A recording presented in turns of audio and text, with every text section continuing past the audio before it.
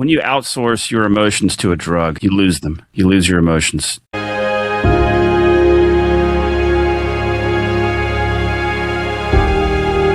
I'm here with Paul Trammell. How are you doing, man? Fantastic. Really couldn't be better, Pete. Thanks. How are you?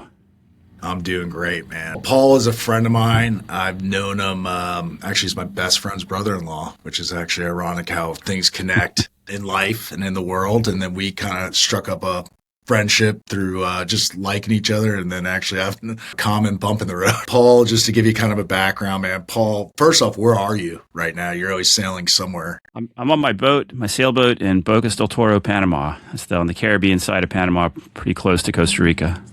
Dude, that's cool. How long have you been out there sailing right now on this trip? I've been living full time on this boat since October of 19, and I've been here in Panama since May of 23. So it's coming up on 3 years that I've been here. But before that, I was sailing around, mobile, nomadic, exploring. We'll get to that because you weren't a sailor forever. I wasn't a sailor at all. I remember when you took it up. I actually remember when you took it up. That's pretty cool. Yeah. So you've been there since 2019. And it's pretty neat, the technology. We get to have these conversations. And you host a podcast that you tell tales of being out on the sea. Yep. You do it from your boat, which is 10 times better than me sitting in my office doing the same thing. Well, it's a good life out here. Yeah. So one of the things with Paul and our common and one of my hopes with this podcast is to inspire people, if they do need a change or they want to give up drinking or sobriety. It's something I'm very passionate about. And Paul was one of the first people I called when I had looked at letting go of the bottle. And I love talking to Paul because I kind of took a more recovery route, more of the traditional route. But Paul was instrumental, one of the first people that he actually said, I looked at his life and I knew there's certain people that come along and you're like, wow, their life got better. It wasn't bad before, but you're like, there's something different. And Paul was one of those people that I reached out to. And actually my friend, his brother-in-law was like, you should reach out. You should talk to Paul. Paul's like doing some really cool stuff and everything else. I think you were like a couple years or 3 years sober. And you had just written I think it was your first book. Is that correct? Yeah, Alcoholics Not Anonymous was the first book I wrote. Yeah, and I think I encourage people, we're kind of in the new year, if you are looking, just even tiptoeing around. It's a great book. I mean, I don't care if you do AA, don't do AA. It just is a great book about sobriety and kind of the choices, kind of scientific approach of doing it. And Paul was one of those people that I reached out to. I still remember it. You would text me, you're still sober, and in the very beginning. And I know you've done that to a handful of people. Yeah, you got to be accountable. That's one of the tricks to staying sober is, especially in the beginning. If you just keep it a secret and don't tell your friends or don't tell anyone or just a bunch of strangers at a meeting are the only people that know, it's too easy to go back. It's too easy to fall off the wagon. But if you know your brother or your best friend or just anyone you respect is going to be asking, "Are you still sober?" Then you have something. You have a pretty concrete reason not to fall off the wagon. So that's one of the things I recommend is that you ask someone who you respect and who you don't want to let down to text you once a day and say, "Are you still sober?" I think it works. My brother did it for me. It really is. It's one of those ones that, and I would say in a recovery route, you might have a sponsor, you might have, someone like that, or you have a friend. I mean, the accountability like you did, that's huge. And it's huge. And especially if it's someone that you respect that's holding you accountable. And I would say that's why people get a trainer to go work out. It makes it easier to have accountability. I'd say you might have a mentor in business. You have a boss. Like so many people don't even want to work on their own. They want to have a boss because they hold them accountable. Yeah. Yeah. I'm self-employed now. That's one of the biggest challenges is not being accountable to anybody. In fact, just less than a year ago, I asked my mother, who I talk to every Saturday, to ask me, how many hours did you put in this week? That's it. I mean, but that is so true, Now I'm though. accountable to, now I think about it because I only started counting my hours a year and a half ago, maybe 2 years ago, with with the goal of getting 40 hours a week. Because there's no one else who's there's no one to be accountable to. I don't have any sort of boss. So now it's my mother. I got to tell her, oh, I only made 35 this week. Or not long ago, it was like 20. Over Christmas, I was like, it was only 20. It's kind Well, of embarrassing. real estate was my background, and now I'm more in roofing, and it's still entrepreneurial. Like you work for a company, but you're really on your own. And I always say that to people in real estate. The best part, everybody gets into real estate because they want to have freedom, right? And it's like that's the best part about it, but it's also the worst part. Challenge. You are on your own, and it is. It's true. It's true in anything that. It's true. It's true in almost any walk of life. And there are some people that are super, super, super disciplined and they don't need any. But for a lot of us, that is a big part. That's why you have a workout partner. That's like why you have coaches and different things. And when you're part of a team, it does help. So I love that you took that aspect of it to go. And it does work. And the more people you do tell, the more people that you trust and that actually care for you and then that hold you. It helped me out. I know that for sure. Yeah. I know that for sure. And then you're making a commitment, you're making a statement that like, I'm really serious about this. Yeah. Same with coming out on social media and letting people know. And that's why I titled my book "Not Anonymous." It's not a dig on Alcoholics Anonymous. No, absolutely. It's definitely a play on the words, but the point is, I think you have a better chance of being successful in your sobriety if you are open about it and talk to people and let people know you're doing it, so that you have a penalty for failing. And so you get help. You get help. Yeah. I agree with that. I know for me personally, but plus there was a time and a place in the 30s and the 40s where it was such a stigma. It was like a stigma. You were a weak man if you were an alcoholic. Oh yeah. Times have changed. Yeah. Times have definitely changed. Everyone has a family member. Everyone has somebody that they know. It is so, people can say the times have gotten worse. There's so many good things about the day, today's day and age. And that's one of them. Because I always say, and one of the biggest things I found out was like everyone was supportive. Most people weren't surprised when I quit that I needed to quit. Like finally. It was like anyone was like, yeah, it's about time. There's not like people going, oh, you should keep going. Yeah, nobody says that. Nobody ever tried to stick a beer in my hand. Now that happened to me like many, many decades aago when I tried to quit when I was in high school, like in in the 80s. Different times, man. I did have people say, "What?" You're crazy. Yeah. You're crazy. So otherwise, everybody helps. Everybody does help. And I found, though, it took a lot of pressure off me because I used to try to hide. Like, I would be like, oh, I like even have something in my hand when I was out to a bar or something like that or at a work function. And the easiest time for me was I was like, listen, I'm not drinking anymore. I'm really trying to quit. And everyone's like, oh, okay. It was like, people get it now. Was like, oh. Whereas before, they would know that I wasn't serious and they would twist my arm and I would want it twisted. Yeah. And I was right back at it. Yep. Did you like going back before you quit and everything? I mean, a little background on you. You were in a reggae band, right? Yeah. Which is a killer lifestyle. I would think like a really fun lifestyle. Oh, so much fun. Yeah. Yeah. And especially growing up in the 80s, I think all of us wanted to be rock stars, of some sort. Yeah. A reggae band.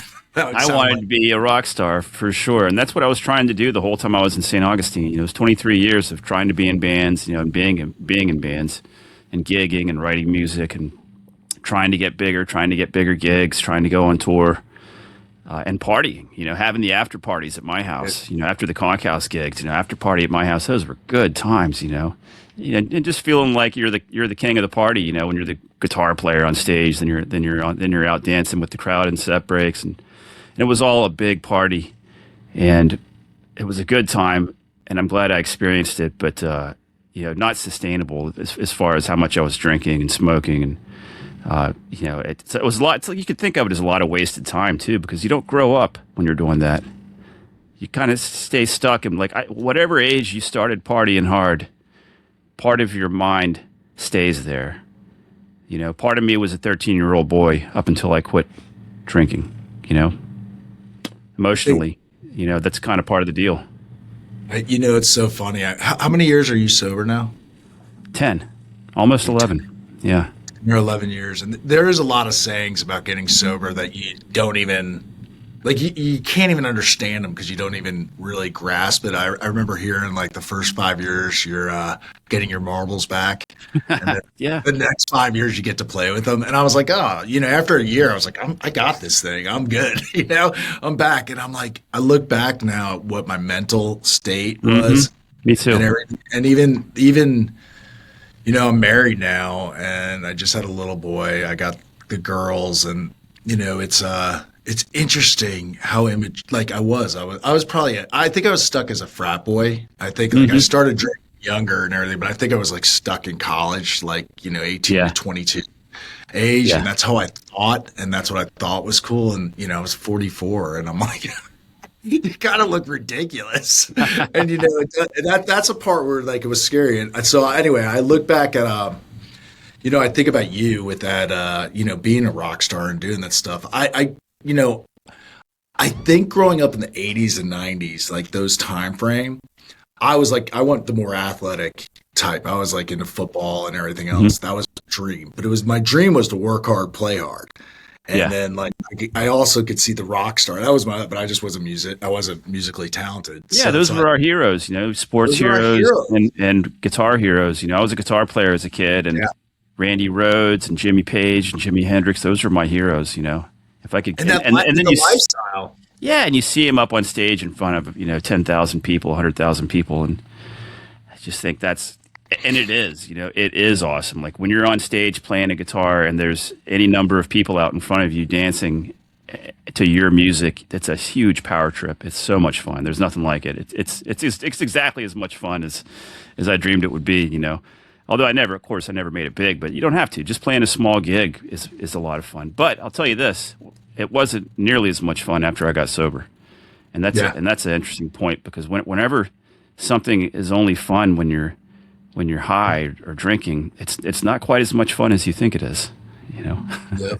I think that's really, that's, and you know what is funny? I did not want to quit for years because I didn't want certain things to not be fun, if that makes sense. Yeah. I still wanted to be the life of the party, but I found out as I've gotten sober, I didn't like those things anyway. You know what I mean? Like, that's not who I am. And it's like, wow, I was doing this stuff because I had a mask on.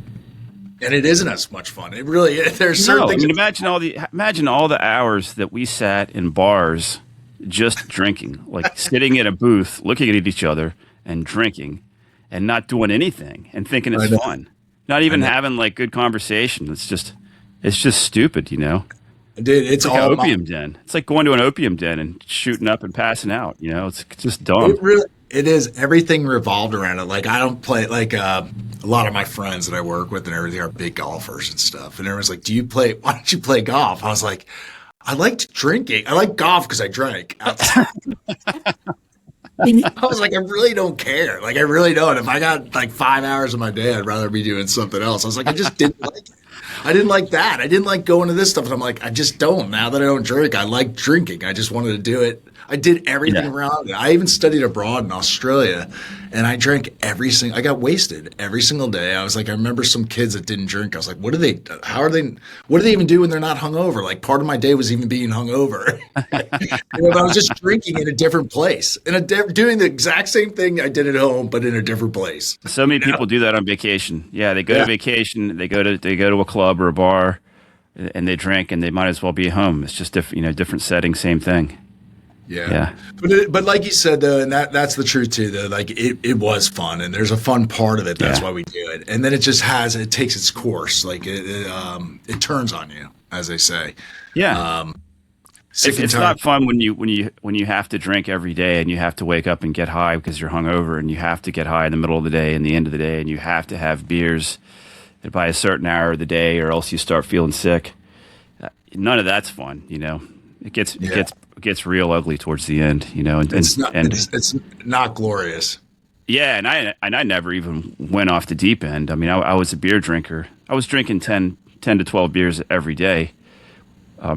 but that's not as bad as someone who has to wake up and drink straight liquor, or else they're going to be violently ill and start hallucinating. You know. Yeah, that's the one that's also coming out now. That's pretty cool about these times because there's a lot more education. There's a lot of high bottoms. Like there's some really low bottoms, and that's kind of was stigma, the stereotype. But like I was a binge drinker. I was like a wild man, when I did do it, but I wasn't doing it every single day, until the end. And then the end, I probably was doing it every day as I got there. But it was like I was a binge drinker though, a class A binge drinker. But I did have consequences and stuff like that. So mine was I look back at it, it was insanity, like actually insanity. And I go, wow, that's crazy. I'm happy I'm having this conversation today, and yeah. Every now and then I remember something I did, and I just think that was so dumb, and there's no logic to it, and that's not even me. That's like I was possessed. Like that. Like I remember one time when a guy was running through my neighborhood. He just some crazy guy. I forget what happened. He ran through my front yard and just ran through the neighborhood. And then I saw some police cars were trying to find him, and I got so angry. I picked up a 2x4 and went looking for him. Like, what the hell was I don't even know who that guy was. Like, what was I going to do? Beat some random person with a 2x4? Like, that's just crazy, And that's just like how messed up our minds get when we're not just drinking. I was a big time pothead too. And people don't realize how demented you can get just by being a chronic long-term pot smoker. It really screws up your brain, and you don't realize it's happening. And you do stupid things, like I just said, and you think it's normal, or I would anyway. It really is funny. I mean, it's funny, but it's like, you're crazy. You go like a little bit loony, and you're paranoid, and you got these thoughts. Yeah. You get a kind of a you're not really sure when reality is. And when that things you're angry about stuff that you're like, I can't even believe I was angry about that, Yeah. You lose control of your emotions. When you're an addict, or at least I did. That's one of the things I realized after particularly with weed, because I was an all day, everyday pot smoker for many, many years, completely addicted to it. And went with the reggae band, Paul. Yeah, with the reggae band, exactly. Being in a reggae band really is not fun if you're not smoking weed. Yeah, and all your friends are. That kind of ruins it. But people who are chronic pot smokers, and I'm generalizing, of course, to lose control of their emotions. Their emotions get screwy. You're never really happy. You feel good when you're high. You feel like you're happy when you're high. You get a rush of endorphins and dopamine, but otherwise you're just flat all the time. And then it gets to where when you're not high, you're depressed, and you have to be high just to be normal, and you never really feel real joy. And I noticed that it took a while to recover from the weed. It was very difficult to quit, harder than alcohol. I mean that like most definitely harder than alcohol. And it took a while to recover. I mean like months, maybe. Anyway, at some point in my recovery, I remember walking down the beach in St. Augustine and just feeling for the first time that childlike joy. Like when you're a kid and you're just so happy. Yeah. For no, not because it's Christmas or something, just because it's a pretty day and you're having fun and something funny happened or whatever, and you're just like overwhelmed with joy.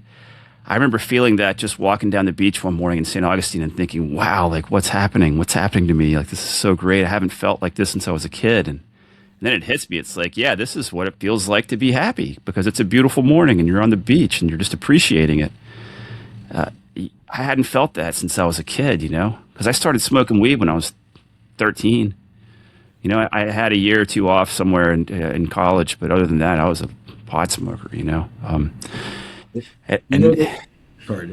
And now I feel that joy again, like normally now. Now it's part of my life, I get happy, It's great without drugs, Who would have thought?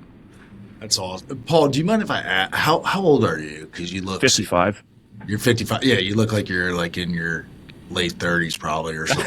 Hey, right on. Thanks. No, I mean, you look like you look young and everything. I was just going to say though, it's I know what you were saying about being happy, and I'm on a thread with some buddies of mine that are, and I don't know, it's like the one thing. That's why I even wanted to do this show is just because I thought that getting sober, my fun and my life was over. Yeah. And my happiness was over. It Yeah. almost was like I was only happy if I was kind of messed up or doing something Yep. really stupid. And I did some stupid things. And it was almost like part of my personality, right? And the amount of joy I get now, and I would call it joy. I never really had joy. I had moments, I Joy. had different things. And when you said that walking down the beach, I Yeah. remember same thing. I remember looking in the mirror one day and I just trusted myself again. Like it was no more like I knew what I was doing. I was going to stick with it. And I knew my kids could trust me. I knew what I said, my word was. And I just was like, I was alive. Like I was back in my body. And I don't know. I that hit me because I do like that's the thing. If I could tell people, it doesn't mean it's easy. Like you said, it took months for the pot, you know what I mean? Like to do it. And I don't think people realize that too. Like that's something that like society's totally whitewashed everybody and made it to be this super Mhm. innocent thing. And I don't judge people like, hey, certain people probably better if you're in pain or whatever. There's all these different medical reasons, which I'm not even going to touch because I don't know. Yeah. But I owned part of a marijuana company. I got involved with it. And I'm telling you, I thank God every single day. I end up losing it, and that was part of my sobriety because my partners ended up ripping me off on some things, or it got taken away. Let's just say that. And Yeah. I thought it For was a reason. I thought it was the end of the world. It Mhm. is the greatest thing in the world that ever happened to me because I don't want to be a part of that. I'm Right. like, man, that wasn't even. I'm like, I don't want to be a part of it because I do know families that have been ruined. I know a lot of people in rehabs right now because of it, and it's not like I just do know that there's another way of happiness that I just know Yeah. is more lasting and true and joyful. And I love that you said that because that is like such a. I mean, that's just such a good point, man. It's like a earned. I don't even know. It's just like this Yeah. happiness, like a kid again, like the best day that you're just like, wow. It just no matter what happens, I'm happy. Good or Yeah. bad. You Yeah. know. Yeah. When you outsource your emotions to a drug, you lose them. You lose them. You lose your emotions. Um, Yeah. and then then you're addicted to it. Then you have to have the drug to feel anything besides depression or sickness. They're all like that. All drugs are like that. Cigarettes are like that. Alcohol, weed, opioids. They make you feel great the first time, and then before you know it, you're sick unless you're doing it. You know. They work till you don't. They don't work. Yeah, and then you're screwed. And they trick you. I mean, weed especially tricks you into thinking that it's your friend and it's making your life better. Yeah. Alcohol is pretty obvious because you wake up feeling sick the next morning every time. It's pretty obvious it's not your friend. No.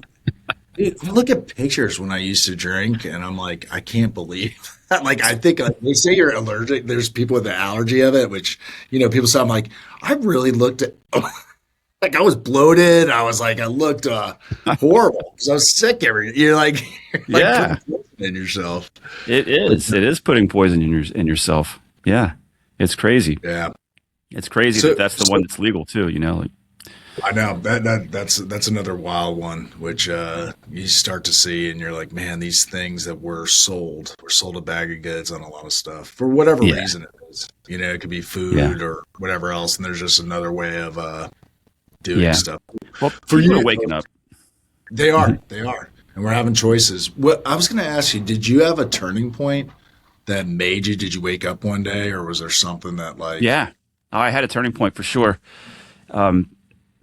Probably for the last 2 years that I drank, I knew I was way over the line, and that I needed to quit. But I was just like you said, I was scared to do it. I was scared life was going to suck. I was scared I was going to be a boring person that no one liked. I had a lot of fears, and the turning point was I was at a party, Super Bowl Sunday, at my neighbor's house, annual event, and I had a beer in my hand and a cooler of beers down at my foot, and I saw my friend my friend Jim. And I remember Jim looked sharp. You know, he was well dressed and clean cut and fit and like smile on his face, confident looking. Just he had a good look about him, you know. But his hands were empty. So I said, "Hey Jim, how you doing? You want a beer?" And he said, "Nope, I quit drinking." And I was like, "Oh, Jim, you got to tell me how'd you do it? Why'd you do it? Because I'm curious. You know, I'm interested." And he goes, "My brother died. My brother's dead." Well, his brother was 40. I was 44 at the time. I knew his brother had been going through the long-term effects of long-term liquor drinking, you know, internal organ failure. And the dude died at 40 years old from internal organ failure, you know, from drinking. Not from drinking a lot one night, from drinking a lot throughout his life, you know. And Slow death. yeah, and just something about that moment, a switch just clicked in my head. It was all because I saw one guy at a party with his hands in his pockets, not trying to hide it, just openly saying, "I don't drink anymore. And here's why." You know, just being, and he, you know, and he looked like, yeah, I'm above that now. That was his look. Like I'm like way above that now. And, you know, here I am. What do you want to know about it? Yeah, my brother's dead. So the next day I was hungover severely. And I skipped work, and I sat in my room watching Netflix, and I ordered Domino's pizza, and the pizza tasted like Play-Doh. And I was like, what a loser you are. You're sitting here watching TV, basically, instead of going to work, and you're eating the garbage, and you ought to quit drinking. So I said, all right, I'm going to give it a try. And I had 2 more beers from the night before, and I went downstairs and I drank them, you know, because I was hungover, and that was my relief. And that's the place I was in, where like you know part of a hangover for an addict is withdrawal. Did you know that? Absolutely. Yeah, Absolutely. yeah. So those 2 beers like took the edge off my daily withdrawal. And as I finished the second one, my friend John was there, and I said, "Hey John, see this? This is the last beer I'm ever going to drink." I finished it and I put it down. It was a Beck's. And John goes, "Oh, too bad it was a Beck's." I don't know why that's significant, but I remembered it. Too bad that was a Beck's. I like Beck's, but that was it. Yeah. So my turning point was just seeing somebody who looked good and was sober and was not trying to hide it. Wasn't like walking around with a fake drink in his hand. Just like, yeah, I don't drink anymore. And that's who I became. Now I'm that guy. You know. Thank God. I had a hard time owning that. COVID was great for me because I just got out of the social scene during that time, Nice. and I just like literally because I stayed, I had to work, I had to do everything, and I was just like Yeah. I was struggling, but I was like determined. And Yep. then COVID gave me a little break, and then by the time I got back, I had little things that happened and little things that like God winks as I call them and everything else, and I was a little bit shy about it, but like I love just being that person that doesn't drink now, and it's funny. My wife, I was going to tell you you mentioned there was 2 things to go back on. I was just thinking that popped in my head. One was, about emotions and feelings. I joke around with one of my friends said it, and it was like the best thing about getting sober is your emotions come back. The worst thing about it is your emotions come back. Like all of a sudden you're sensitive, like things mean things to you. You tear up. I don't know if that happens to you, but it's like everything's you feel everything that you didn't feel for years and years and years, and, Yeah. and now like part of my journey now is like putting those emotions properly in their place. Like I'm growing up, I'm becoming, a man. Yeah. This You're age, not a not frat boy anymore. a frat. Everything was frat boy, and Yeah, and you got to go quick. It's like, I went from being, a teenager or a 20-year-old to being 44, like all of a sudden, and from 44 to 45 to 46, it was like you're going through changes that should have happened over 20 years. You're going through it over 5 years, but it's great because once you as you get there and as you develop, you realize, wow, like this is what being an adult. This is the good part. Like it's not bad. You don't need to be Peter Pan and hang on to your youth all your life. It's better to be smart and have some wisdom and some knowledge and some control and to be confident and fit and healthy and to be able to say, oh, I want to be a sailor who writes books for a living. Like that sounds like an awesome thing to do. Like, how can I do it? Yeah, you can do it. You know, learn what you need to learn and make it happen. So that's a really cool part. So I was 44 when I got sober as well. Oh, nice. And I remember the first, like, I was like, is this too late? Did I miss the boat? Am I never? And, mind you, 2 years later, I meet my wife, and we get married. I have a son. I have three girls prior to that, and then I have a stepdaughter through her, and then now I have a son at 50, right? That was not on the horizon. None of this was on the horizon, right? But I laugh about it. Like I was 46 years old, and I was hanging out with her, and I was like in my own head and kind of in like the circle I was around as the frat boy.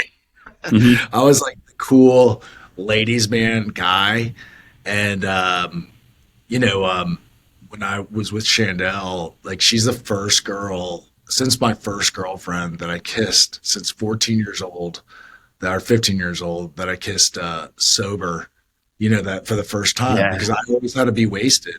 It's and tough. Oh my God, that's pretty difficult, isn't it? It's pretty scary. I was so nervous. I was nervous like a little kid, like what to do and everything else. And I remember telling her, and this is how cool this is, how my sobriety has worked. And I am a God guy. And so I can't believe some of the things that lined up for me as it did.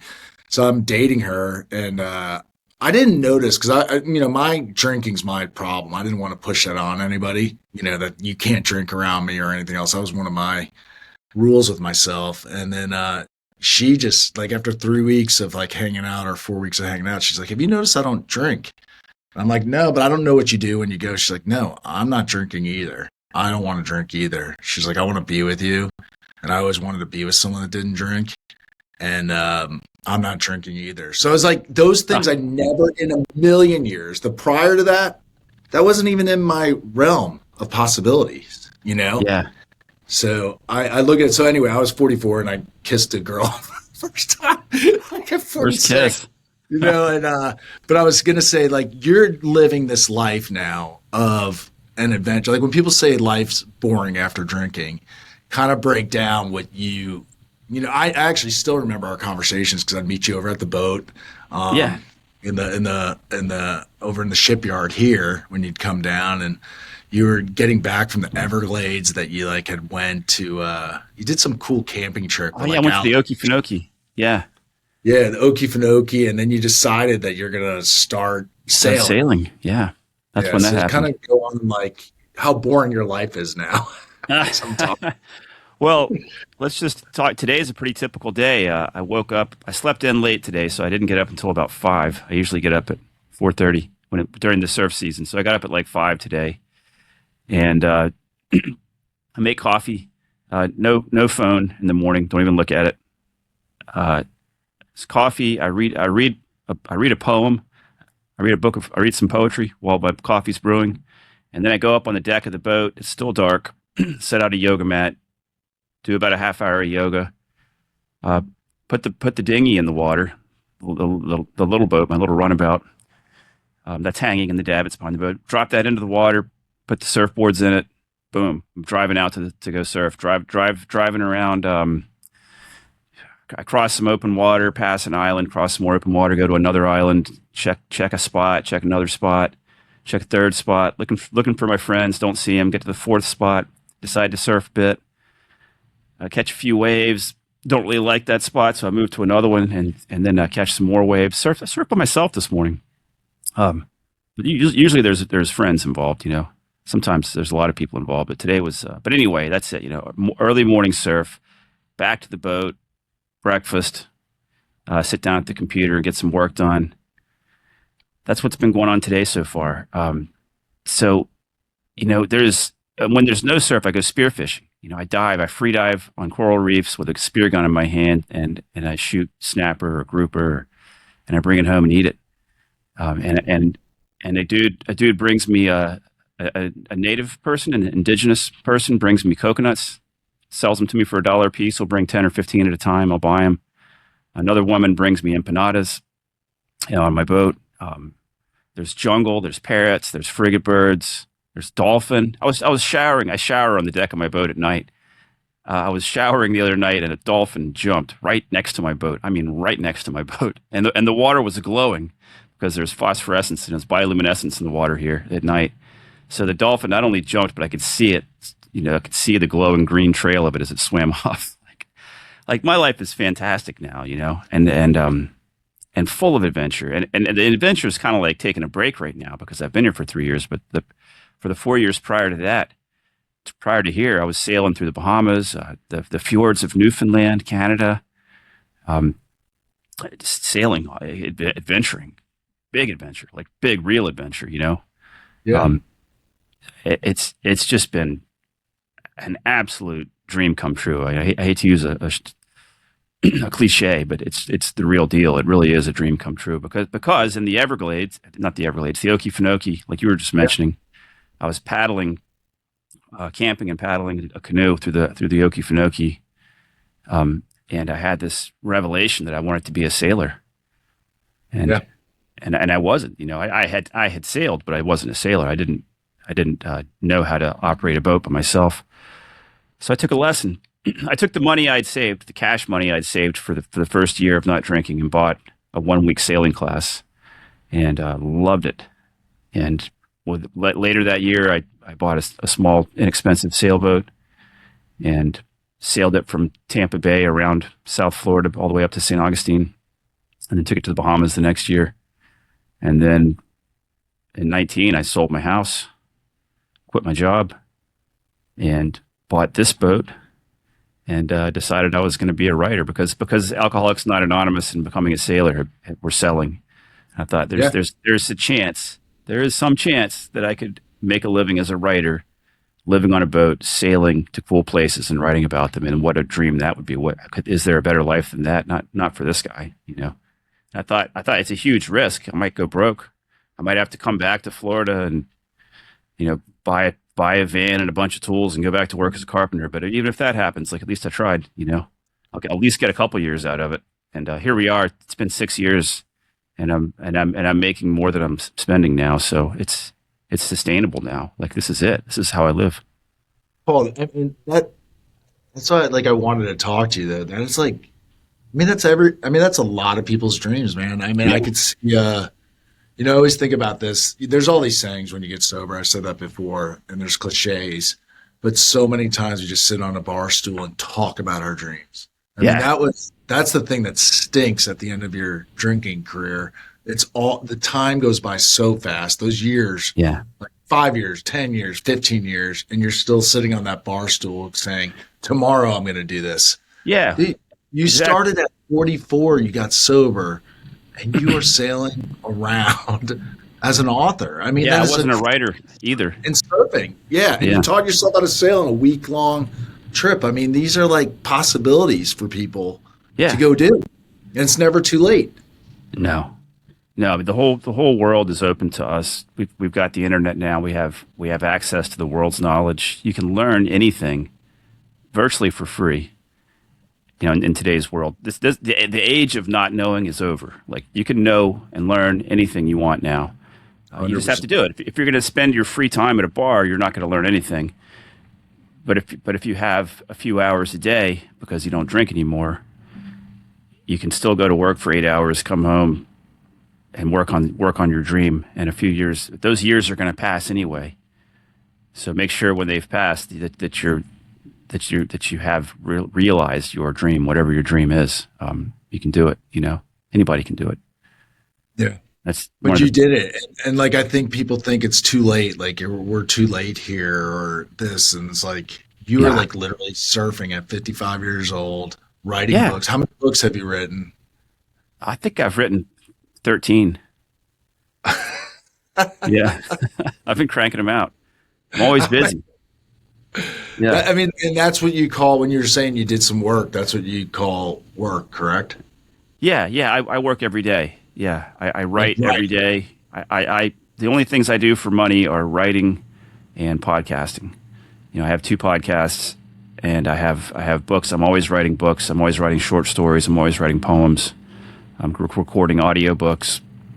But between those things and the two podcasts, that's a full time job. Easy. And Yeah. we all need a job. I'm glad I have stuff to do. One of the big dangers is having money and nothing to do and a drug habit. I Yeah. see that in the sailing world. Most sailors like me are either sober or they don't have any sort of drinking problem, because you can't sail to Panama if you're drunk the whole time from wherever you come from. Like, it's too far away. Mhm. So most sailors are pretty stable, but you have the sort that stay in the marina the whole time, or they've managed to get here somewhere or another, and now they just live at the anchorage and they just get wasted. But I do see that problem that some people have is they retire, they still drink. Now they don't have a job anymore. They got money. They got enough money to buy all the booze they want, and they're just drunks. So you can't let that happen to yourself either. So I'm glad to have something to do, besides just surfing and spearfishing all the time.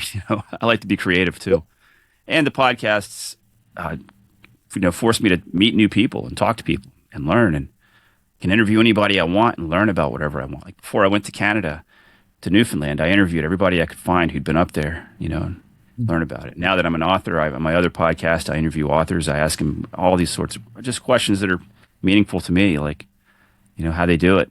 How do you write a good book that people buy?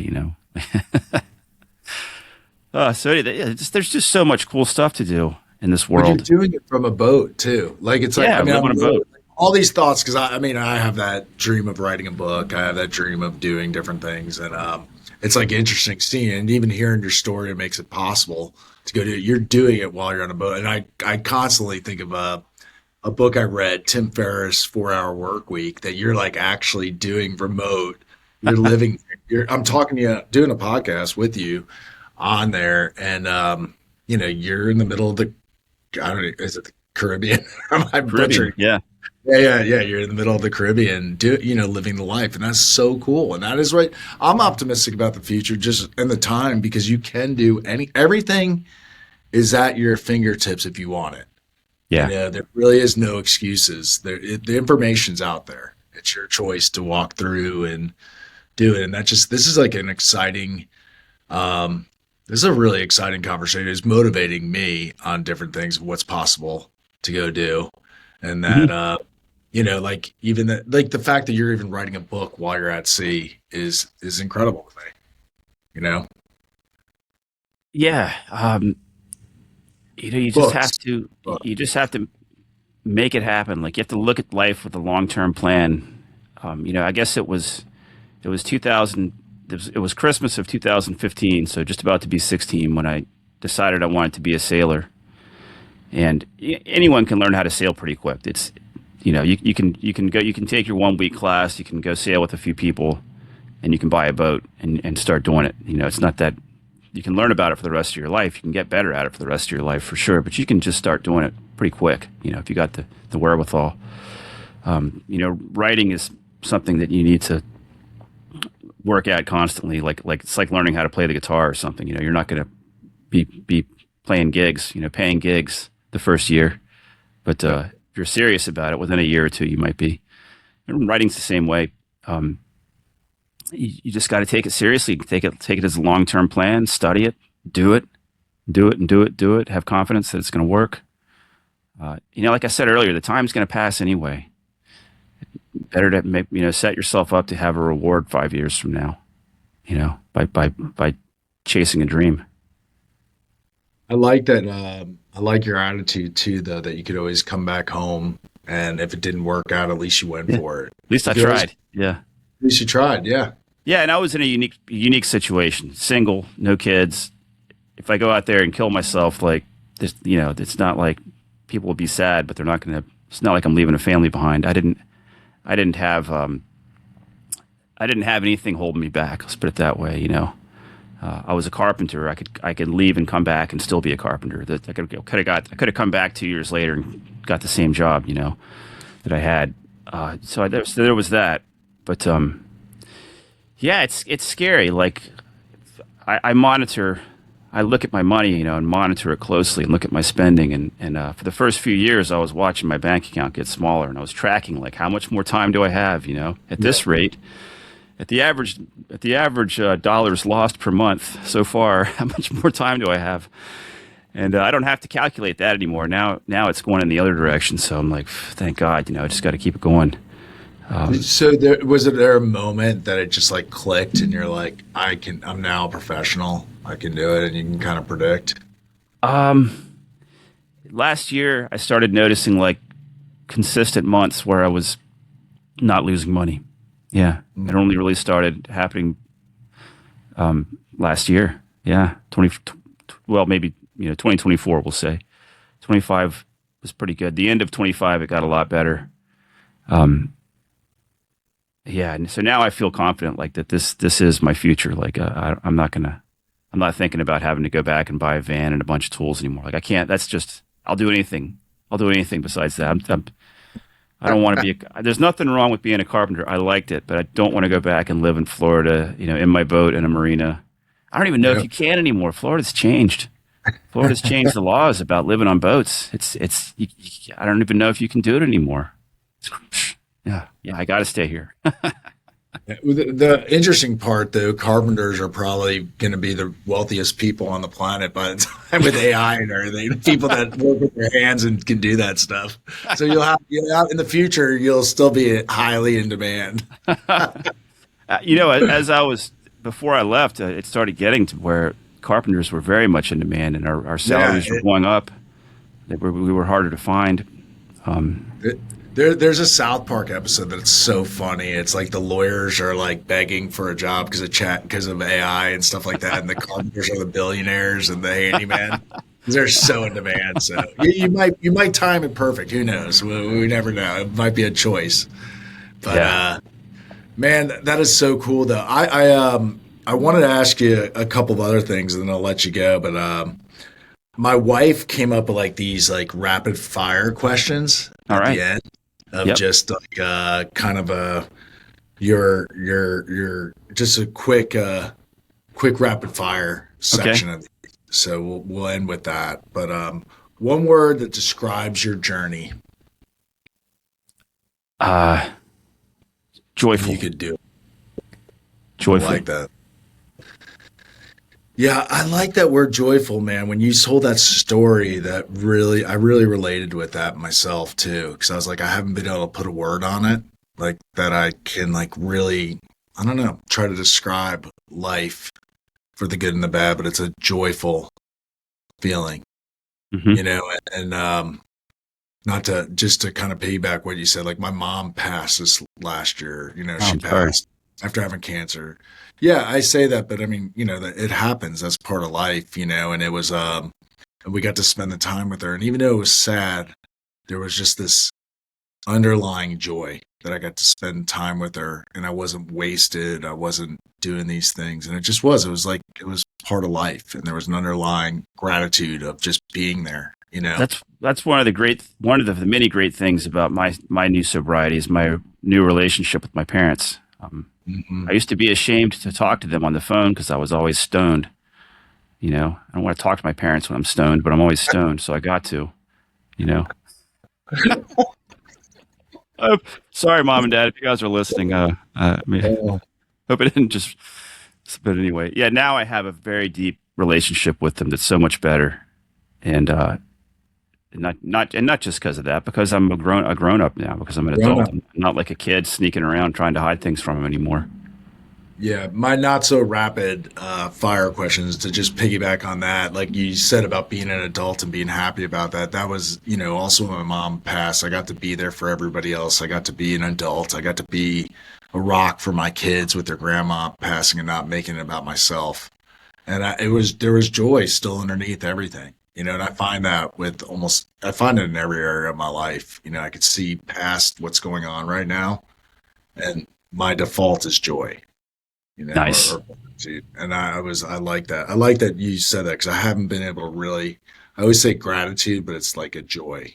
That's even different. So I like that. A quote or a mantra you live by. Um, Quote or a mantra. Let's see. One of the things I've this is just the first thing that popped into my head. I don't know if it's something I live by, but I find myself saying, especially in the beginning of this journey on the boat, I find myself saying, "This is where I live now," and it's kind of like,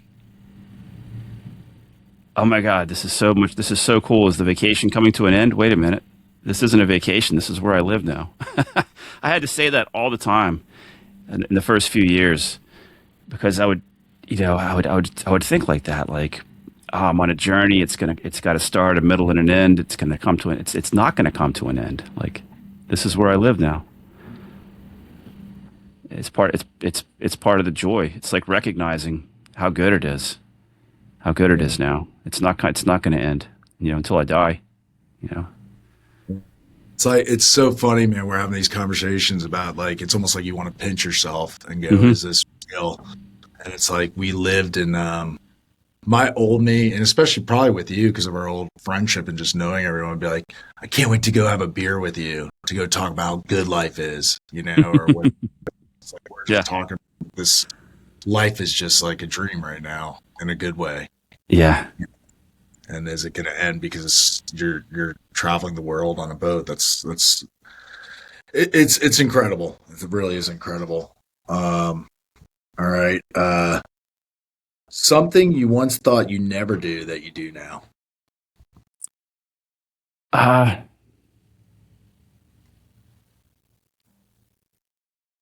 I mean, the first thing that pops into my head is just being sober. Like, I never thought I would not smoke weed. I never thought I would not drink. That's pretty obvious. Um, I You never could say thought I it. would be able to. I never thought that I would be able to consistently eat fish that I caught, and now I'm doing that. I I have fish in the fridge almost all the time now, and it's fish that I shot with my spear gun, and I That's why your didn't think that was skin. going to be possible. That's why you got that glowing skin. All that good. It's so good for you. Yep. All right. What does peace look like for you? Peace is being surrounded by nature, and it's quiet. It's the early morning. The sun's just rising. I hear birds, and I don't hear any other man-made sounds. There's mountains in the distance. There's jungle around me. There's water all around me that's usually rippled and moving a little bit. Maybe a fish jumping somewhere. Just pure nature and clean air. That Yeah. doesn't smell like anything man-made. Um, yeah, it's peace. Where I am right now is peace, and nothing that I'm worried about. Um, I don't have demons chasing me anymore. That's peace. I don't have nightmares anymore. I used to have nightmares. I used to have demons chasing me in my nightmares because they were chasing me in real life. It was the drugs. It was the alcohol and the weed. It was the addiction. My subconscious was worried and trying to tell me like through nightmares. I don't have that anymore. That's peaceful. One of the best things I used to say this all the time. If this was the only thing I got from getting sober, was a full night's sleep. Like being Yeah, able to sleep 8 hours. For so many years, I did not sleep real sleep. yeah, You know, Passed out, but not sleeping, sweaty, yeah, anxious. yeah, for Um, sure. Yeah, both alcohol and weed make users think they need it to sleep. Like, you can't go to sleep without a drink. You can't go to sleep without, yeah, a little bit of weed helps you get to sleep. That's just because you're addicted and you're not actually getting real sleep with either of those drugs. They're both interfering with your sleep. Especially if you're wasted. If you're wasted on alcohol, like, yeah, you're not sleeping at all. The weed is bad for sleep too. They both are. You need to be sober to get good sleep, and it takes a while. Golly, Oh, I'm telling you how hard it was to quit weed. Like I've mentioned, it was harder than alcohol. It took me 2 tries. I quit drinking.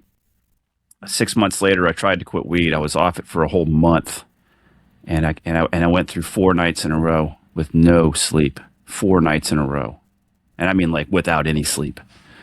And I was like, I can't handle this anymore. I started smoking again, and then I tried again a year later. That's how bad weed screws with your sleep. You get to the point where you do need it to sleep because you're addicted, And then when you Yeah. quit, you got to go through that insomnia. You got to go through depression and anger and waves. Uh, Man, it was tough. Yeah, I had no idea that was coming. I had no idea that any of that was coming from trying to quit weed. Like, oh, it's just a plant. It's not addictive. Hell, it is. Go on to any of the medical websites and look it up. Like, it is physically addictive. It's I think it's the number one reason. We were talking a little bit before we came on here. I think it's the biggest amount of people are going to rehab for it. It's so Really, strong now too. It's so strong. number one It's people. I had no idea that was going on. I'm pretty sure I could be wrong. But But I've but heard you said people that are going to rehab for it, right?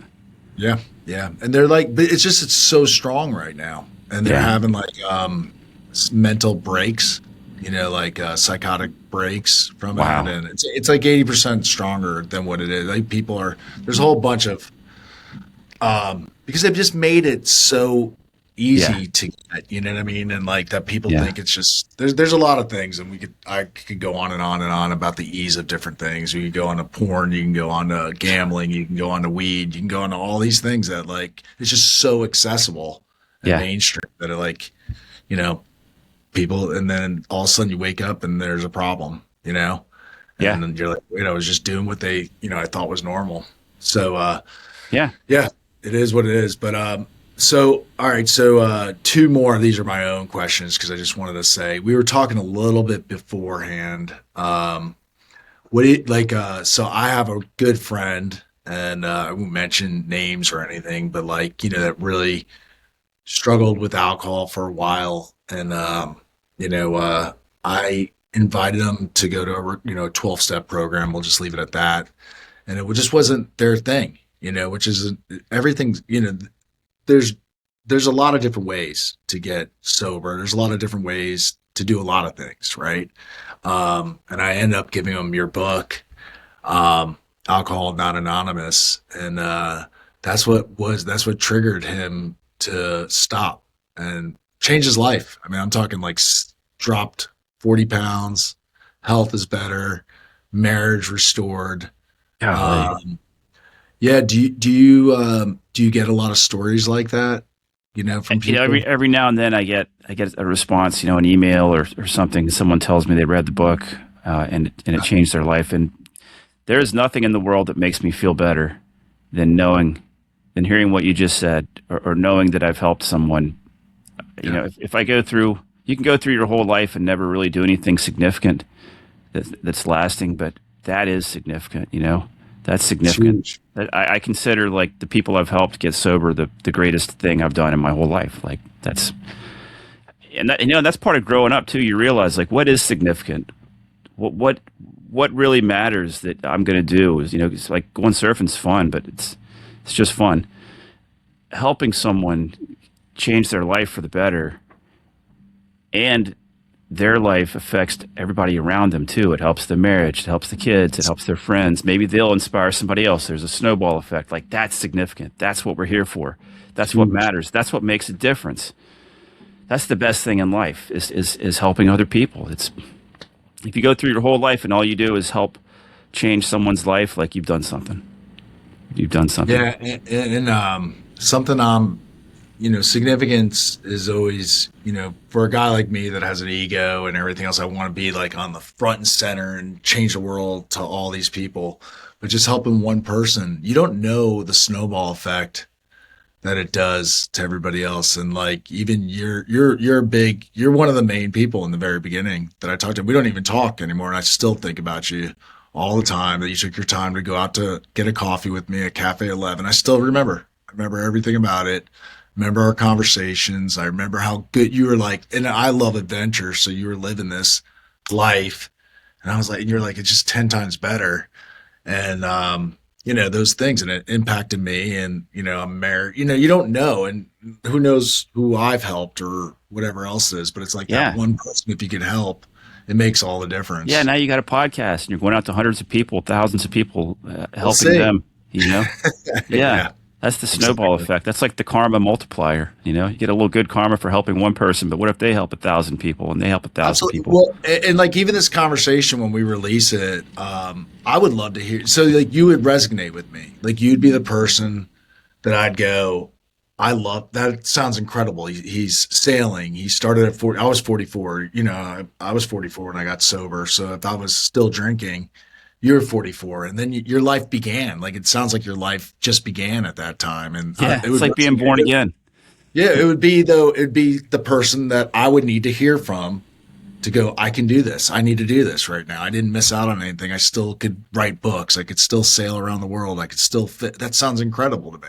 I didn't miss Yeah. the boat. So much more fun than going to bars or even than, playing in a band. But this life I'm living is so much more fun than any like good party situation I've been in. Yeah. Those were So fun, but that's kid stuff. Like this is the real deal. Like sailing a boat to a place where you anchor and then go surfing and then go dive on a reef and spearfish and then watch the sunset. Like, man, there's nothing better than that. Or if there is, I well, haven't found it yet. and even that sounds incredible to me. But the most incredible thing to me is that you're doing it on your terms. Like you're living life. Like Yeah, it's like doing what I want to do. you have freedom. You're freedom based. I mean, you're very freedom driven, whether you know that or not. Yeah. Oh, yeah. Obviously, I you're do. freedom driven, and you're not like you could be a huge movie star, but you might not have freedom. You'd be tied down. You are actually living Yeah. what a lot of people dream of. So that's really cool. And you're Yeah, doing that. yeah. Mark Zuckerberg was down here last year, and I saw his two yachts. He doesn't Yeah, just show up on one yacht; he shows up on two, ginormous mega yachts. One of them is the support ship. That has That's what the mega rich do now. They have the big, beautiful, 300-foot yacht they live on, and then they have another 300-foot yacht that's the support boat that sure. has like 8 boats on it and a helicopter and probably a hospital and food and fuel and God knows what else, Sounds everything they exhausting. might need. But anyway, they can't just when they go out to do something, they got security boats. Yeah, They got two like dark gray security boats driving around. Maybe guys on jet skis. They're very careful about everywhere they go. They like Zuckerberg didn't go anywhere. His wife went out and went surfing once, I think. Maybe he went somewhere. I didn't see him though. But like, no, like that's not what I want. Like what I've got here is better. I'm on the reef, underwater, looking for fish. I'm surfing. I'm driving around. I'm walking around in the jungle. Nobody's looking to kidnap Paul. Like I'm all good. I blend right in. Sneak around. Do whatever I want. Without even thinking about it. yeah. That's That was real one of freedom. my favorite things I've learned with sobriety is that it was hurtful at first that I'm not that important, but it's also this piece that the world does not revolve around me, and that's a good thing. It's not.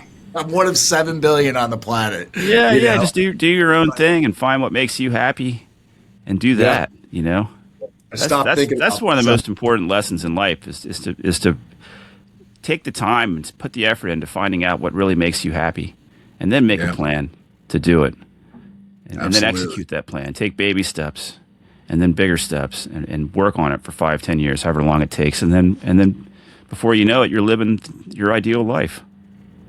Man. Well, listen, man, we're at like an hour right now, so I'm gonna let you go, dude. But I have enjoyed this so much, and there's so many nuggets in it, and it could have been a personal development just of how to live your dream and go hit goals. We could even talk about goals, and we didn't even hit like big adventures of sailing. Some of the probably crazy things you did. But I don't know. Yeah, I I got think a lot of those stories. Yeah, we'll do it. We'll do it next yeah, time. we'll do it next time because I mean, it ended up being really a conversation about life and second lives and second chances and everything else. And that was just, I don't know, for me, that was just so enjoyable. So I really loved catching up with you. And Yeah, yeah, me too. It's a lot yeah, of fun. So I appreciate you inviting me onto your podcast. It's an honor to be here. Yeah, man. And we'll definitely do it again. And when you're in St. Augustine, you can use my shower and my, Yeah. Your and laundry. my yeah. And I'll go out. My wife and I took the dinghy out to see you on your boat. That Yeah. was cool. Yeah. That was in the early days of us. Yeah. I remember that. What was that, 2021 or 22? It had to be right after COVID, because when I first met her, I was like, "Hey, this guy Paul." Like, and we went out, and you went to, it's over by Volano, and you're out. Yeah, in the I was middle. anchored over there by Villano. Yep. Yeah, it was right before Newfoundland. So whenever you went to All right. Newfoundland, it was right It was before it was that. 20. So- It was the spring of 22. all right, so yeah, so right about there. So 4 years ago. Mm-hmm. Yeah, cool, man. Well, listen, have a great day, man. Catch some fish, catch some waves. Thanks. And I will. keep living, brother. Yes, sir. All right, Paul. Thanks Later. for having me on. See ya. See you, bud.